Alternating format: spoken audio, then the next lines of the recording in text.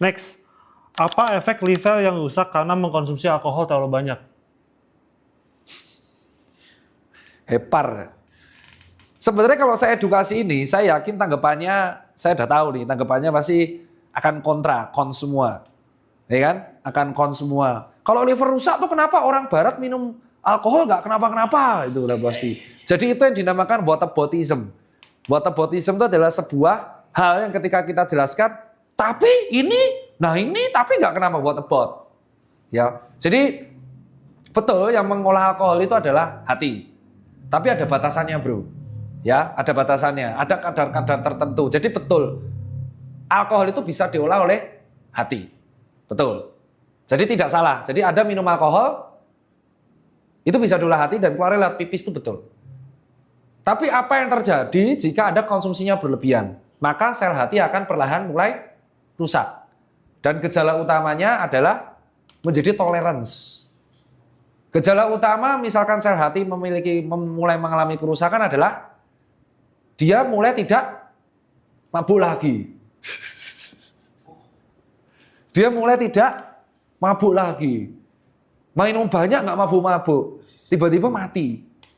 Kenapa? Karena alkoholnya yang harusnya diolah dengan hepar, sel hatinya udah nggak bisa ngolah.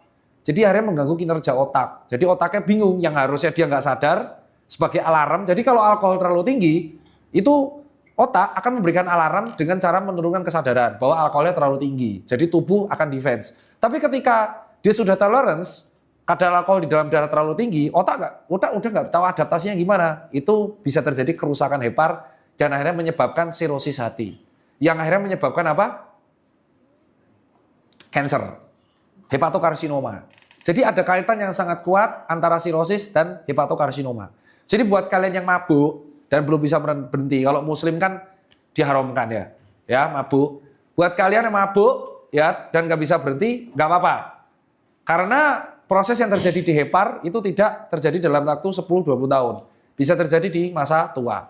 Karena hepar itu memang kita akui memang memiliki kapabilitas untuk mengolah alkohol. Sama halnya ketika pankreas mengeluarkan insulin untuk mengolah gula. Jadi jawabannya sel hati bisa kalau kalian minumnya berlebihan. Seberapa berlebihan? Anda bisa cek di data. Kalau saya bilang nanti, wah cuma segitu, ya berarti aku di bawahnya. Enggak, sebaik-baiknya ojo ngombe mas. Ya kalau ngombe ojo kokean. Terutama kan ada minuman-minuman tradisional. Kayak arak Bali, ya kan, sari, salak di Jogja, tuak di Medan, ya kan. Boleh, tapi jangan berlebihan. Ya, jangan berlebihan. Kalau berlebihan yang rugi adalah hepar.